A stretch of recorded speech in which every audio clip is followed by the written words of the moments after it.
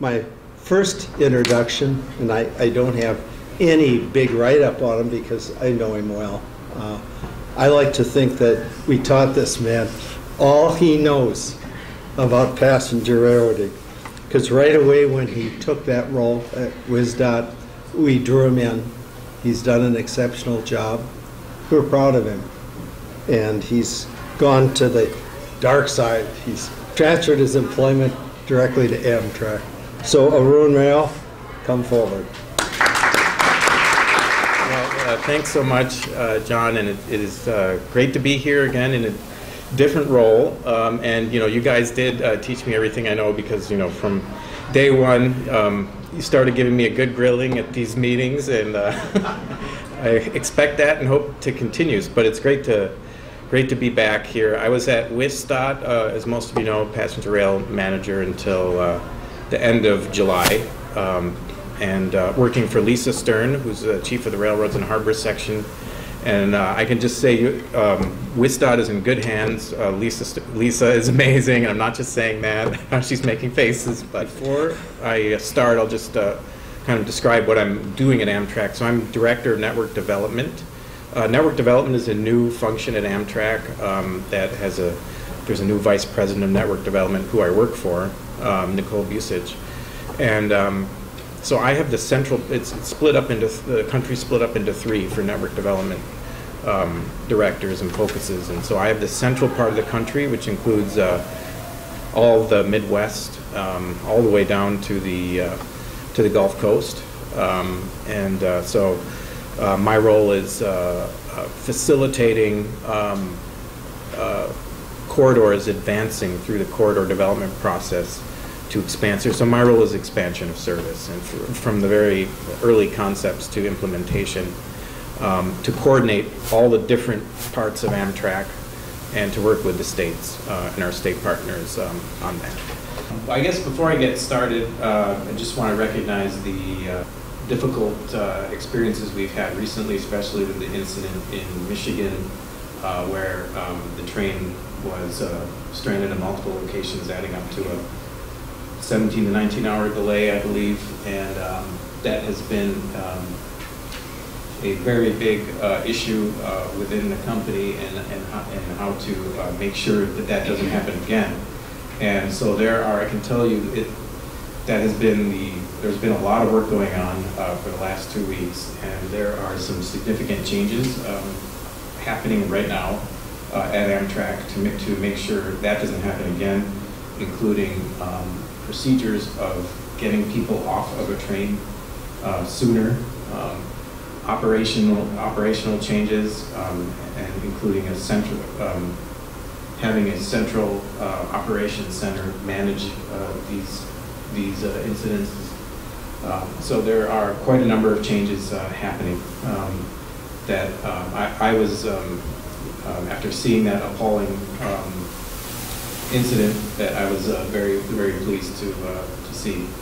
So I'm here to talk about expansion, so I just wanted to recognize that. And I know the Empire Builder is 8 hours, was 8 hours late yesterday, so some difficulties there, but there's a lot of opportunities to address a lot of these issues, and there's a lot of good momentum going on now. So I love this slide because this kind of represents the transportation policy and funding focus for many, many years. The good news is, of course, that's changed with the passage of the infrastructure bill last year, which is opening up a lot of opportunity, and we're really in a position where we need to meet the moment now to expand passenger rail with these funds. So again, with the infrastructure bill, $66 billion in passenger and freight rail investment over 5 years, and that's advanced appropriations. So that is an unprecedented number. $22 billion for Amtrak to upgrade and improve its assets, and then $44 billion will flow through FRA discretionary grant programs, where states and other eligible entities will take the lead and be working with Amtrak. Wanted to start with this video. It is sort of a promotional video, but it does kind of give a good sort of context on where Amtrak is coming from for the infrastructure. For more than a century, people in America moved by rail. They traveled faster here than anywhere in the world. 140,000 miles of track connecting cities from coast to coast. But somewhere along the way, our transportation policies got us stuck in traffic. Not anymore. Thanks to Congress and the administration, a once-in-a-generation investment in rail is beginning, and Amtrak is ready.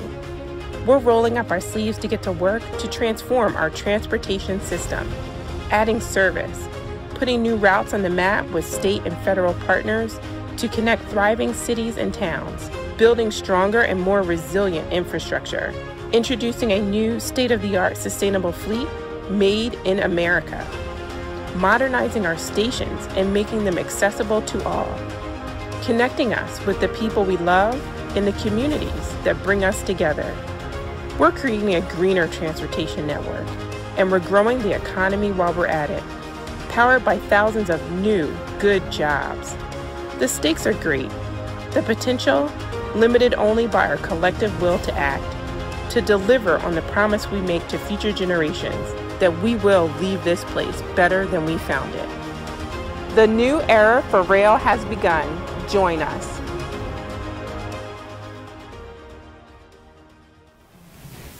In the wake of COVID, we're kind of coming out of the difficult period, and with the historic level of infrastructure funding, we have three top priorities. One is to rebuild the business, modernize our assets, and improve and expand the network through partnerships.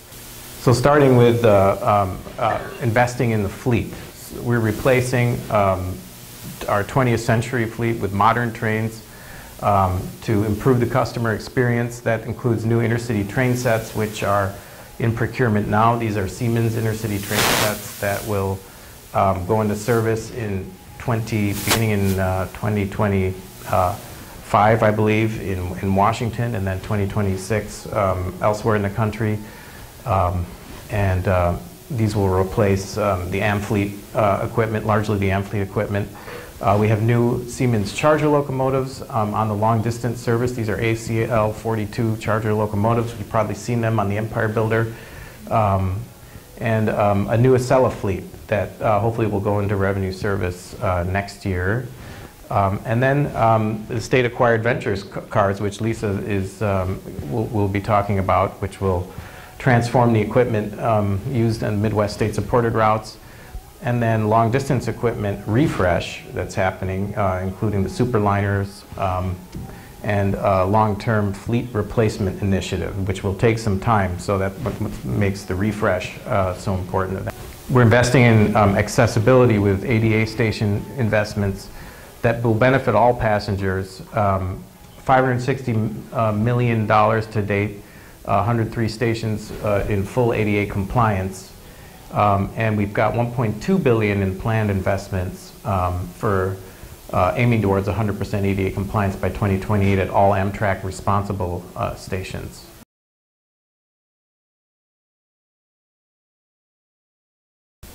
And we're investing in sustainability. Many have heard about the Amtrak announced target of net zero greenhouse gas emissions by 2045. There's a big push for development of zero emission equipment and a company-wide resilience program. A couple of highlights in Wisconsin in terms of these investments. One, the TCMC service we are very eager to start that service, and hopefully we'll be starting early in 2023. The Milwaukee Airport Rail Station, which Lisa's going to talk about, where Amtrak provided a funding match, and construction will be starting soon. That's a second platform there. New Amtrak Siemens locomotives that I mentioned on the Empire Builder, and major improvements at the Columbus station, including the rebuilding of the existing platform and a rebuilding of platforms on both sides of the double track at Columbus, and all new signage, and then improvements at La Crosse this year with all new signage, and Toma is next for that, including platform improvements at Toma and sign improvements.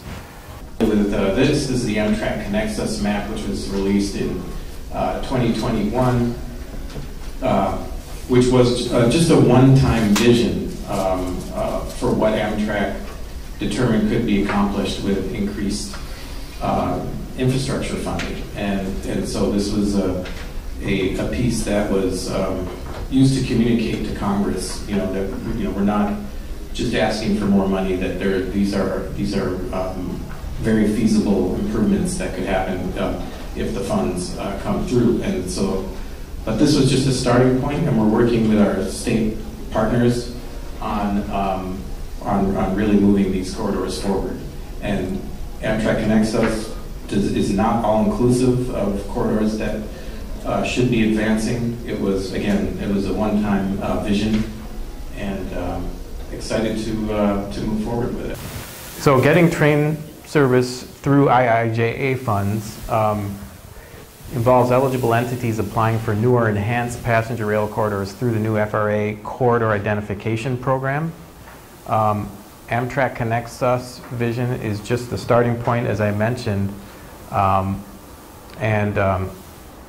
note, there is no funding commitment or host railroad agreement required to start discussions with the FRA and to get into the Corridor ID program. Expressions of interest for the Corridor IDO program have already been submitted in Wisconsin by local and regional authorities in Madison, Pewaukee, Watertown, Eau Claire, Green Bay.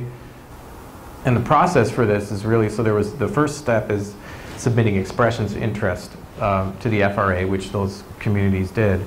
The next step, though, is the FRA is going to release the notice of availability for this program, and that's going to be in early December, and there'll be a 2-month application period. Applications will be due 2 months later for the Corridor Identification Program.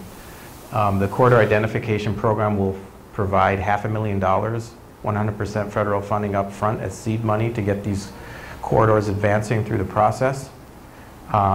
And then it will fund service development planning and NEPA. Those two steps will require some local match, 10% for service development plan, 20% for NEPA. But once a corridor successfully goes through those steps, it will be in the pipeline for final design and construction money.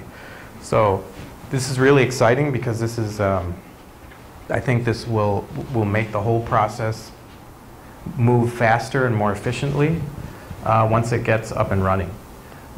So FRA will likely select corridors in spring of 2023 for this first round of the Corridor Identification Program.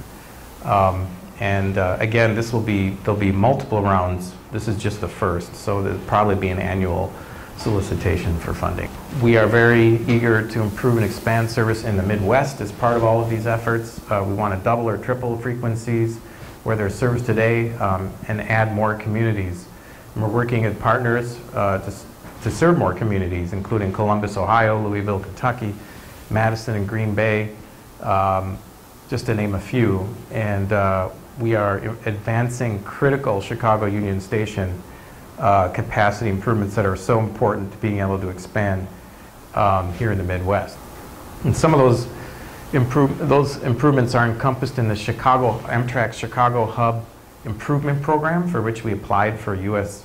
DOT mega grant application that improves safety and increases capacity by completely renovating the passenger concourses, both north and south, in Union Station. Adding a new passenger platform, converting the old mail post office platforms that were near Union Station into passenger platforms, and that's already partially funded. Widening existing platforms on the concourse themselves, and upgrading the ventilation of the train sheds. But just as important is Chicago access improvements, which includes direct connection to what's called the St. Charles Airline in Chicago into Union Station, and expanding the yard facilities, constructing and that includes also improvements in Joliet and in Michigan. And you can see the Michigan East project there as well, to double track and speed up service in Michigan. But the St. Charles airline connection just outside of Union Station is so important, because if you've been on the City of New Orleans or the Carbondale trains and other trains, you have to do a backup move to get into Union Station. This will eliminate that, and it will increase capacity for more service. So here in Wisconsin, Amtrak connects us Wisconsin opportunities that we are studying further now. Amtrak Connects Us was a very high-level planning effort, again, visioning effort. Amtrak is digging into these corridors a little more so that they would be ready for a corridor identification program if they move into that program, and can move along more quickly and efficiently.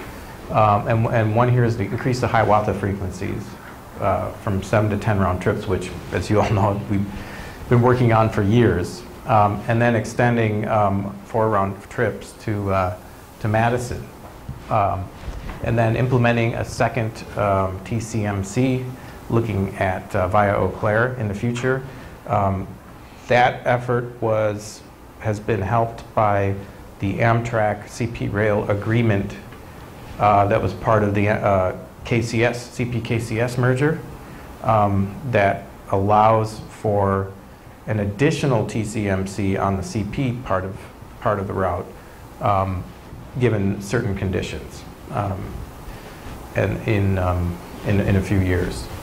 And then extending 2 to 3 Hiawatha frequencies to Green Bay, and this is really, realistically, this will be a phased approach over many years, and then implementing Northern Lights Express and extending we'd like to see TCMC trains eventually extended from St. Paul to Minneapolis.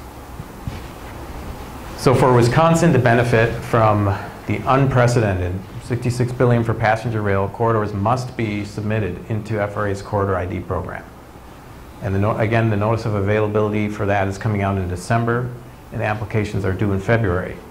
There is also the FRA CRISI grant program, Consolidated Rail Infrastructure and Safety Improvement Grant Program, that funds projects that benefit both passenger and freight rail.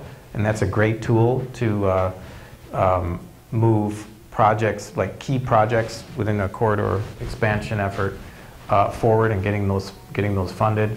And then there's the Federal State Partnership Program with the notice coming out in December, which is, will fund improvements to existing passenger rail corridors. But again, that Corridor ID program is very, very important. And so, again, for Wisconsin to benefit, please inform your community and business leaders and encourage them, as always, to contact their elected officials. And in that communication, I think we've found that, and Wisconsin has seen that the messaging on economic impacts and economic development is so important with passenger rail. For example, the Twin Cities, Milwaukee, Chicago TCMC state-supported project, WisDOT did an economic impact evaluation of that service, and overall total ongoing operating costs in all 3 states would be roughly $7.2 million. Wisconsin's annual operating share could potentially be up to $3.6 million, but that's unlikely. That's pending other states' participation, so it's likely to be lower than that. But I just put the highest number there. And then on the right, you'll see, though, that just from that operating payment, total annual economic benefit to Wisconsin of $25 million. So it demonstrates, that these things are a good deal, even in the most conservative economic impact analysis. TCMC construction cost in Wisconsin, $12.3 million, economic impact, $35 million, just in Wisconsin.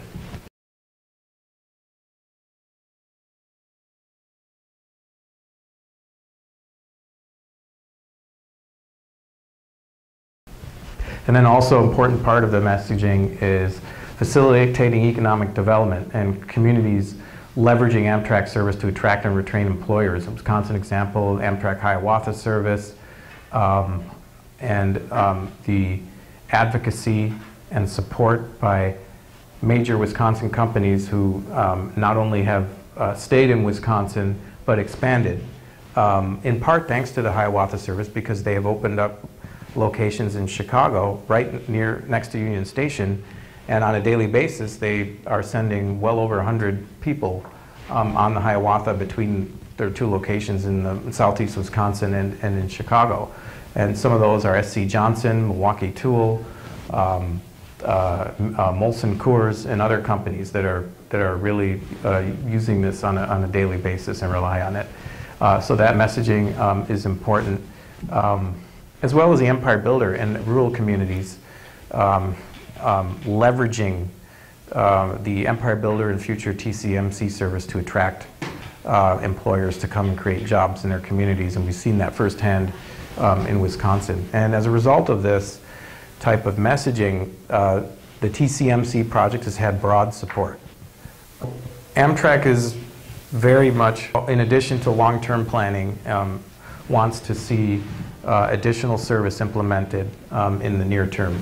And we've already been seeing that this year with the Berkshire Flyer new service between New York and the Berkshires in Massachusetts started in July, a second Roanoke train in Virginia, a third Norfolk train in Virginia, and these trains are doing, the ridership is incredible. Ethan Allen Burlington extension to Burlington, Vermont began on July 29th. Also, ridership is doing very well on that. And then we are coming up a fourth Piedmont train between Charlotte and Raleigh, North Carolina in spring of 2023. And TCMC in early 2023. We got to get that going. And Gulf Coast service, TBD, but we are really want to see that started in 2023. So to do all this, we really need to grow the Amtrak team. As you know, it shrunk during COVID, and we are aggressively growing that now. Over 18,000 employees right now. We've hired more than 2,800 this fiscal year that just ended, September 30th. And recruit right now, as we speak, 1,000 people are being recruited, positions are being recruited at Amtrak. We're very excited to work with state partners, and you know, state partners are in the lead for a lot of these federal discretionary grant programs.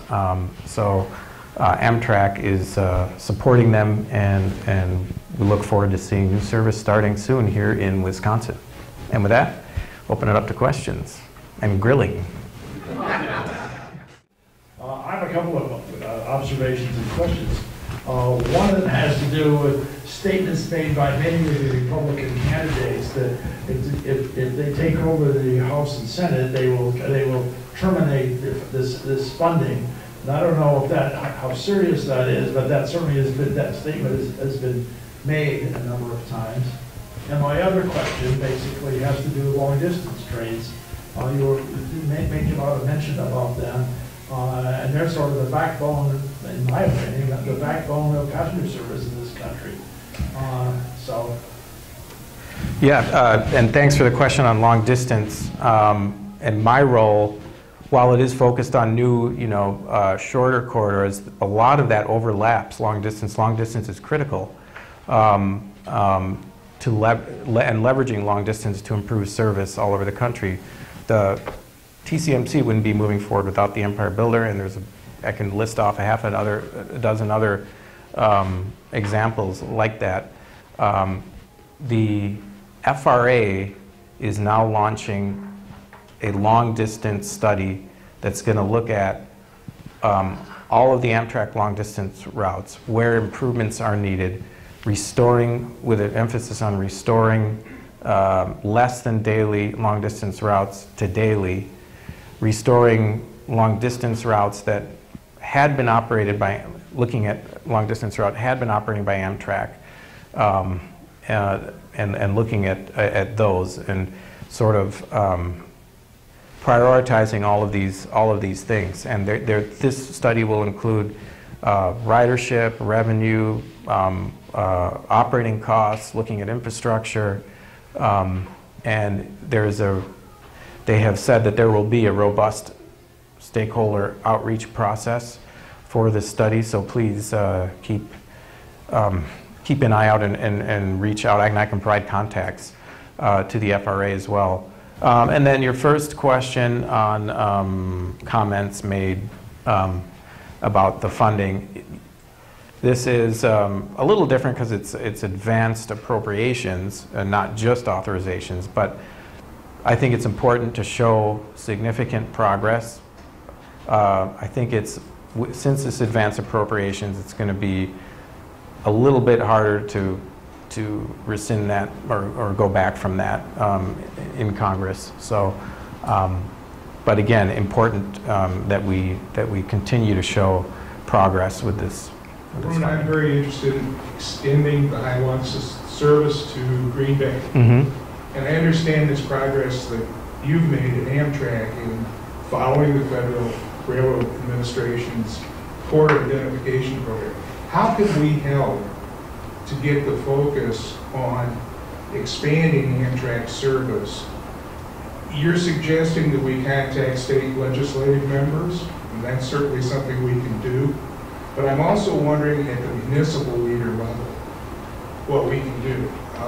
It seems as if a lot of confusion is out there about what federal money's involved and how that can be used in a grant proposal, which is not necessarily what cities have to do at this point. But is there some way for us to relay a position from Amtrak that says, go seek these federal funds? This will help you in grant applications that need to be made next year. Well, it absolutely will help you in grant applications for next year. And again, getting into the corridor ID program will provide the applicant with 100% federally funded $500,000 to start the process. Ultimately, I think FRA has said that they want to see states backing these, but it's still very important to get these into the corridor ID program. And all of these corridors, including Green Bay, are, Wisconsin's in a unique position lying between two major economic centers of Twin Cities and Chicago. And the nature of the demographics and population in cities in Wisconsin just really lend itself to having very competitive corridors for the corridor ID program. You mentioned legislators, but I agree, I totally agree, and I think it's just as important, if not more maybe, for you to communicate with the local leaders, the municipal leaders, and also very importantly the business leaders in your community, because the business leaders can then reach out, because they are typically not, this is not on their radar, but once it is, they are very enthusiastic about it, and then they reach out to their elected officials, and that we've seen a lot of that can be very effective. Operationally, Amtrak is a very, very conservative institution, and it tends to respond to questions about whether something can be done by saying we can't do that by how we operate. But the reason that they can't do it is because of the way they operate.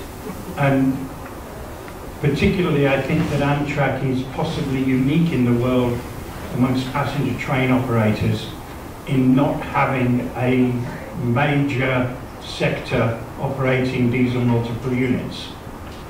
Can you say whether or not Amtrak is looking at the way that it operates and considering whether these things can be, whether it acknowledges that things can be done differently? Yes, there are a lot of discussions going on within Amtrak about looking at operations and how things could be done differently. And your point about long distance is a really good one. As an example, the long-distance Crescent service between Washington D.C. or New York and New Orleans. There's a big effort for service to be had on the Interstate 20 corridor between Meridian, Mississippi, and Dallas, Fort Worth, and a very feasible way of doing that would be to split the Crescent in Meridian, Mississippi, and have one section go to Dallas, for example. But that is, all of those things will be looked at in the FRA long distance study. But you're right, the long distance versus regional state supported is just a federal funding difference, and nobody cares. The passenger doesn't care what, if it's a long distance train or a state supported train. Diesel multiple units, I'm not aware of, I know that diesel multiple units were looked at for as one of the options for the M fleet replacement, but that procurement is now well underway for intercity train sets, very similar to what is going in Via Rail Canada service, and that contract is with Siemens. So, on-time performance. How are we doing with the Empire Builder fiscal year 22? How did the Empire Builder do on time? On-time performance on the Empire Builder, I don't have the exact number off the top of my head.